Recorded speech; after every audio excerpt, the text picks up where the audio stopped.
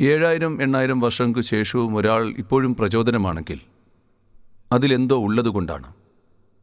ഒന്നോ രണ്ടോ വ്യക്തികൾക്കല്ല.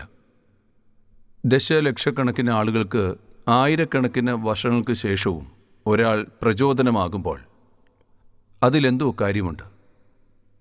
അതെന്താണെന്ന് കാണാൻ നമുക്ക് സാധിക്കുന്നില്ലെങ്കിൽ അപ്പോൾ നമ്മൾ പറയുന്നത് അഭിനിവേശമാണ്, ഭ്രാന്താണ് എന്നൊക്കെ. പക്ഷേ ഞാൻ പറയട്ടെ, രാമക്ഷേത്രത്തെക്കുറിച്ച് പറയുമ്പോൾ രാമൻ്റെ ജീവിതത്തിൽ നിരന്തരം പ്രശ്നങ്ങളായിരുന്നു ഉണ്ടായിരുന്നത്. ആയിരക്കണക്കിന് വർഷങ്ങൾക്ക് ശേഷവും ഇപ്പോഴും അദ്ദേഹത്തിന് റിയൽ എസ്റ്റേറ്റ് പ്രശ്നങ്ങളുണ്ട്. അദ്ദേഹത്തിൻ്റെ റിയൽ എസ്റ്റേറ്റിന് പരിഹാരമായിട്ടില്ല ആയിരക്കണക്കിന് വർഷങ്ങൾക്ക് ശേഷവും.